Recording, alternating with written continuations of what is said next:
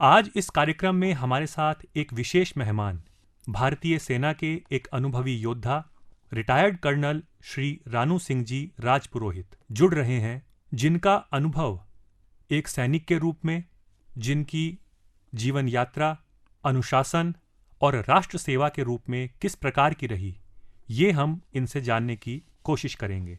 सबसे पहले कार्यक्रम में हम कर्नल साहब आपका स्वागत करते हैं। Thank you very much. मेरे को आप आकाशवाणी दिल्ली ने मुझे यहाँ पे बुला करके और अपना अनुभव साझा करने के लिए मौका दिया, उसके लिए मैं आकाशवाणी दिल्ली का बहुत धन्यवाद करता हूँ। जी कर्नल साहब, जब एक सैनिक के रूप में एक युवा सेना से जुड़ता है, सैनिक यात्रा की शुरुआत करता है, उस समय किस तरह की भावना, किस तरह की मनोदशा एक युवा के मन में होती है? आपने जब अपने सैनिक यात्रा की शुरुआत की थी, उस समय किस दौर से आप गुजर रहे थे? जब मैं पढ़ रहा था तो हमने कभी से जब सेना को देखते तो एक हमारे दिल में एक अलग ही उमंग आता था जी। तो हमारे दिल में भी ऐसा लगता था कि हम भी भारतीय सेना का हिस्सा बने। उनके लिए एक विशेष आदर रहता था दिल में।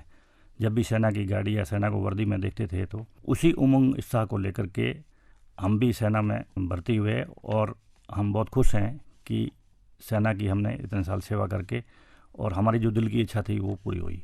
पूरा जीवन आपने एक सैनिक के रूप में जिया है, बहुत सी जगह आपने कार्य किए, बहुत से ऐसी जगहें थी जिसमें आपने अनुभव लिए, ऐसे क्षेत्र थे। कोई ऐसा विशेष अनुभव जो आप हमारे साथ साझा करना चाहें, जो आपका सबसे यादगार अनुभव रहा हो या जिसके बारे में आप आज भी सोचते हैं तो आपको लगता है कि एक अलग तरह का अनुभव था, एक अलग तरह की चुनौती जिससे आप गुजरे हों? मेरा सबसे ज़्यादा ऑपरेशनल अनुभव था कश्मीर में, जब हम तैनात हुए थे कुपवाड़ा के पास, और वहाँ से सामने से थोड़ी देर के बाद में ही पाकिस्तान का बॉर्डर पड़ता था जी। तो हम बिल्कुल ऑलमोस्ट आमने सामने ही तैनात थे। 2003 की बात है, जब वहाँ पे जो रमज़ान का महीना नज़दीक आने वाला था तो वहाँ पे कुछ जगह ऐसी स्थिति है कि वहाँ पे पहाड़ी इलाका है तो बॉर्डर की ऐसी स्थिति है कि वो ऊपर रहते हैं और हम नीचे रहते हैं, और कई जगह ऐसी है कि हम फेवरेबल पोजीशन में रहते हैं, हम ऊपर रहते हैं और उनके सेना नीचे रहते थे। तो उन्होंने रमज़ान के महीने से पहले एक बार भारतीय सेना पे जगह पे हम लोग नीचे भौगोलिक स्थिति के हिसाब से नीचे की जगह में थे तो साइमल्टेनियसली बॉर्डर पे कई जगह फायर किया। उसका इंडियन आर्मी ने अच्छी तरह से इतना जवाब दिया, 3-4 दिन लगातार, इवन पूरा तोपखाना खोला और छोटे हथियार तो खोले ही खोले। पाकिस्तान ने मजबूर होकर के दिल्ली को संदेश भेजा कि आप भारतीय सेना को बोलो अभी सीज फायर करें। उसके बाद में 2003 की वो जो भारतीय, उसमें मेन भारतीय तोपखाने का रोल था, उसके बाद में आज के दिन तक इतना सीज फायर का उल्लंघन छोटा मोटा होता रहता, पर इतना सीज फायर का उल्लंघन करना आज तक नहीं किया, वो एक रिकॉर्ड की बात है। तो वो उस क्षण में मैं भी एक तोपखाना की यूनिट में शामिल था, तो ये अनुभव मेरा सबसे अच्छा अनुभव रहा। कर्नल साहब, युद्ध क्षेत्र की बात होती है, आपकी जो पोस्टिंग्स रहती हैं या जो सैनिक हमारे बॉर्डर पर तैनात हैं, कई बार ऐसे इलाकों में पोस्टेड रहते हैं जहां पर कुछ जो गतिविधियां हैं वो डिस्टर्ब हैं। किस तरह की चुनौतियां एक सैनिक उनका सामना करता है जब वो ऐसी जगहों पर तैनात होता है? एक सैनिक को अपनी सेवा के दौरान पहाड़ी इलाके से लगा के, बर्फीले इलाके से लगा के रेगिस्तानी इलाके तक की सेवा मिलती है जी। वहाँ पे आपका कई बार बिल्कुल कम्युनिकेशन भी नहीं होता, फ़ोन का साधन भी नहीं होता, आप बिल्कुल पूरी तरह से कटअप रहते हैं, सिर्फ एंड सिर्फ आप सैनिकों के साथ, अपनी पलटन के साथ रहते हैं। उस टाइम हम अपने आप को और ज़्यादा ट्रेनिंग के ऊपर ध्यान देते हैं कि ऐसे एरिया में हम अपने आप को और हमारे जो जवान हैं उनको कितनी अच्छी तरह से प्रशिक्षित कर सकें और उनका मनोबल ऊँचा रहता है, तो वो हम उस पर ज़्यादा फोकस करते हैं। तो फिर हमारे को ये जो चुनौतियाँ हैं भौगोलिक स्थिति के कारण या जो सुविधाएं नहीं मिलती है बेसिक, उन सुविधाओं को फिर एक सैनिक को वो कुछ नहीं लगती है, क्योंकि उसका उद्देश्य एक अलग होता है कि हम प्रशिक्षित रह करके जब जरूरत पड़े तब आप उतना वापस देश की, जब सामने वाला दुश्मन हो तो उसको आप जवाब दे पाएँ। कर्नल साहब, आपने एक अधिकारी के रूप में भी भारतीय सेना में सेवाएं दी हैं। एक अधिकारी का दायित्व अपने जो साथी होते हैं उनको नेतृत्व देने का भी होता है। जब आप किसी नेतृत्व वाले कार्य को कर रहे होते हैं तो किस तरह की बातें होती हैं, किस तरह की चुनौतियां आपके सामने आती हैं? भारतीय सेना में अधिकारी हमेशा बाकी सेवाओं से बिल्कुल अधिकारी का रोल अलग होता है जी। वो आगे से लीड करता है, एग्जाम्पल दे के लीड करता है, ताकि जवानों में उतना ही उत्साह आए कि हमारे अधिकारी हमारे से आगे चल रहे हैं और हमारे साथ चल रहे हैं। प्रशिक्षण का मामला हो चाहे बॉर्डर का मामला हो, हम अपनी सुविधाओं से ज़्यादा जवानों को अपनी फैमिली से ज़्यादा उनका अगर वेलफेयर हो या प्रशिक्षण हो, सबसे ज़्यादा से ज़्यादा दम हम अपनी सुविधाएं छोड़ के जवानों को ऊपर जान देता है। और जवानों का और अधिकारी का आपस में जो रिश्ता होता है वो घर के रिश्ते से भी ज़्यादा होता है एक दूसरे के प्रति। तो जब बॉर्डर पे ऐसी जब जरूरत आती है तो वो एक मिल कर के दोनों का इतना अच्छा तालमेल और इतना अच्छा रिश्ता होता है कि वो उत्तम रिजल्ट देता है देश के लिए। आपने घर की बात की, घर जैसे रिश्तों की बात की। जब एक सैनिक तैनात होता है अपनी ड्यूटी पर तो कई बार ऐसा देखने में भी आता है कि बहुत लंबे समय तक वो अपने परिवार से दूर रहता है। ऐसे में किस तरह का माहौल एक जो यूनिट रहती है उसके अंदर रहता है ताकि एक जो सैनिक है वो घर से दूर रहकर भी अपने घर में ही महसूस कर पाए? यहाँ पे कई जगह ऐसा मौका मिलता है कि आप 20-20, 25-25 हज़ार फीट की ऊंचाई पर भी तैनात रहते हैं और वहाँ पे कम से कम 17-18 फीट बर्फ़ भी रहती है जी। ऐसी स्थिति में भी जवान रहते हैं, उनके साथ ऑफिसर्स भी रहते हैं।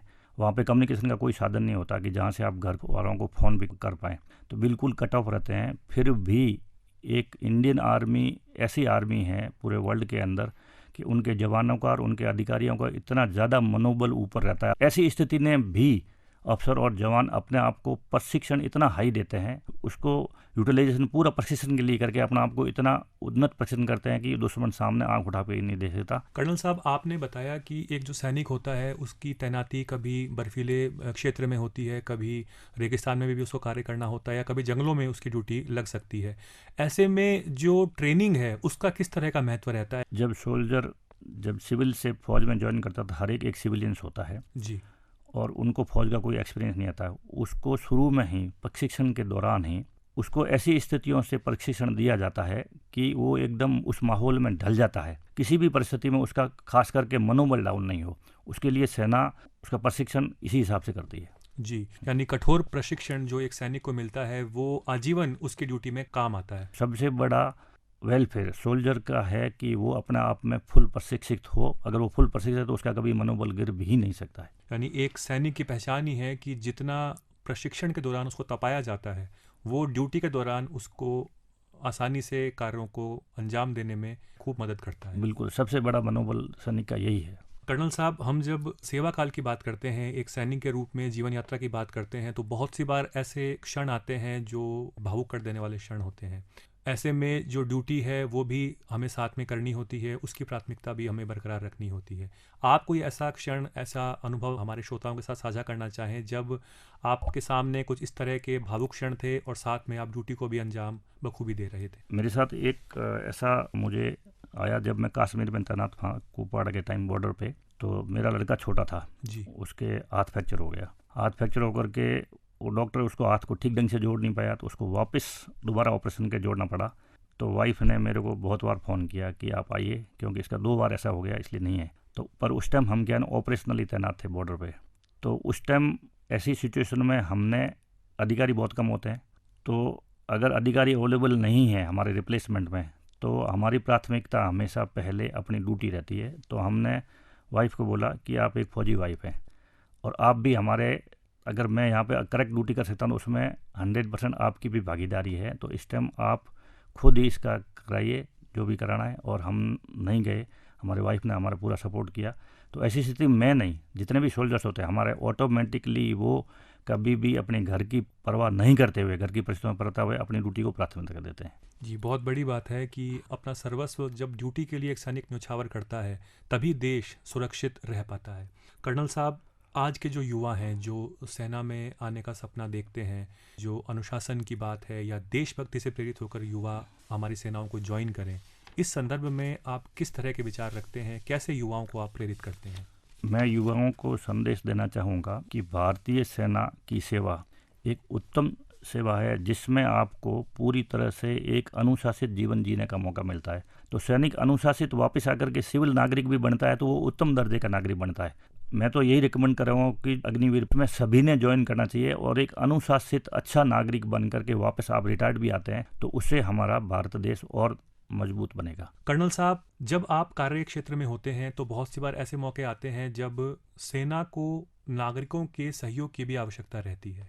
ये जो समन्वय है ये किस तरह से और अधिक मजबूत हो पाए, इस लिहाज से सेना किस तरह से कार्य करती है, किस तरह की बातें आप हमारे माध्यम से साझा करना चाहेंगे? भारतीय सेना डायरेक्ट दुश्मन से लड़ने और काउंटर इंसर्जेंसी जैसे आतंकवादी से तो लड़ती ही लड़ती है जी। इसके अलावा जहाँ पे वो बॉर्डर एरिया में रहती है, वहाँ के जो नागरिक रहते हैं उनके वेलफेयर के लिए, जहाँ पे स्कूल नहीं होते उनके लिए स्कूल खोल के उनको शिक्षा देने का काम करती है। अगर उनके गांव में बिजली नहीं है तो वहाँ पे अगर नज़दीक ऐसा है तो ऐसी परियोजना करके उनको बाकी सब सुविधाएं प्रदान करने, उनका अगर रोड नहीं है तो रोड बना कर देने में, हर काम में भारतीय सेना बॉर्डर इलाके में जो नागरिक है हमारे भाई है उनकी हर तरह से, शिक्षा से लगा के, रोड से लगा के, पानी से लगा के, लाइट से लगा के, सब तरह से मदद करती है। और बॉर्डर इलाके की जनता है जब भी उसको जरूरत पड़ती है तो आर्मी के पास आती है और आर्मी उनकी अपनी दूसरी भूमिका के अलावा अपने नागरिकों की भी सेवा और वो करती है। इसलिए उनका और नागरिकों का आपस में एक रिश्ता होता है, एक अलग ही दर्जे का है। यानी जो आम नागरिक और जो सेना के बीच में समन्वय है उसको भी मजबूत और सुदृढ़ करने का कार्य सेना के द्वारा भी निरंतर रूप से किया जाता है। कर्नल साहब, हम जब भारतीय सेना की बात करते हैं तो भारतीय सेना के अंदर जो सैनिक चयनित होकर आते हैं वो देश के अलग अलग हिस्सों से, अलग अलग कोनों से आते हैं।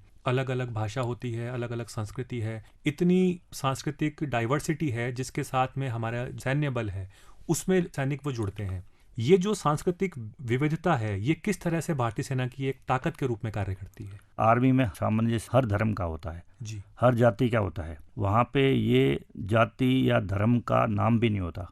वहाँ पे अगर पूजा का स्थल भी होता है तो सर्वधर्म स्थल होता है। जाति का या धर्म का या लिंग कोई भेदभाव नहीं होता, सब समान होते हैं। और एक फौजी रिटायर्ड होने के बाद में भी उसके दिल में कभी भी जाति भाव या धर्म का ऐसी चीज़ें कभी आती ही नहीं है।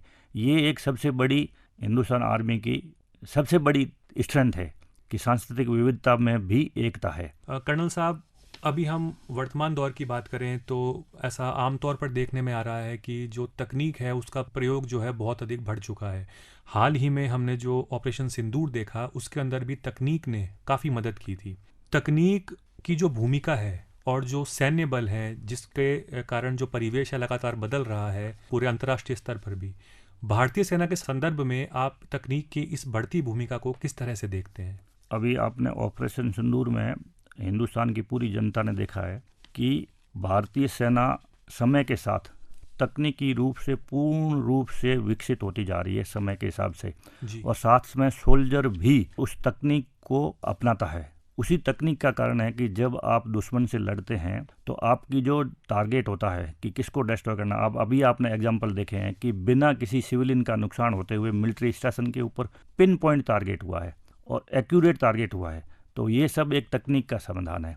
जितनी तकनीक भारतीय सेना आधुनिक से आधुनिक तकनीक को इस्तेमाल कर रही है, अपने सोल्जर को उसी हिसाब से प्रशिक्षित कर रही है और जब मौका मिलता है तो दुश्मन को सिर्फ मिलिट्री इंस्टॉलेशन या जो उनको सबसे ज़्यादा कमज़ोर करते हैं उनके स्टेशन के ऊपर बिना नागरिक को नुकसान पहुंचाए हुए। कर्नल साहब, आज संदेश टू सोल्जर्स कार्यक्रम में हम ये चर्चा कर रहे हैं कैसे एक जो सैनिक है उसे एक आम नागरिक अपनी भावनाओं से सशक्त समर्थन दे सकता है। इस संदर्भ में आप क्या कहेंगे? हम सब देशवासियों को ये संदेश देना चाहता हूँ मैं कि भारतीय सेना हमेशा 24 घंटे आपकी सेवा के लिए तैयार है।